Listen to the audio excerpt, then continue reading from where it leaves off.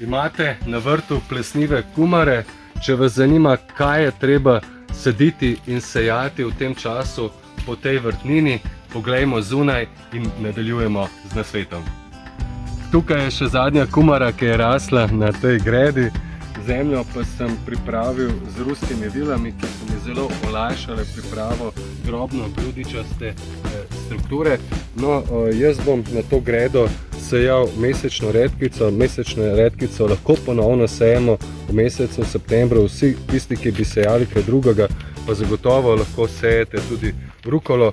Kar se tiče zimskih solat, bolj konec septembra, v začetku oktobra, predvsem v nižinskih delih Slovenije, v višjih legah treba nekoliko pohiteti. No, vsekakor niste še zamudili setve špinače, blitve, sejate lahko tudi azijske listne rastline. Kar se tiče pa sadik, pa vsekakor obiščite tudi vrtnarije. Gredo za setve in sajenje smo pripravili pred dobrim tednom, pokrili jo z zastirko in zdaj vidimo, da je zemlja res idealne strukture, primerno vlažna. Z ruskimi vilami vsekakor priporočam, da rahljate tudi v jesenskem času. Vsi tisti, ki ne boste nič sejali in sadili, pa predlagam, da do polovice oktobra sejete tudi ozimna žita in tako ozelenite grede in preprečite, da so prazne.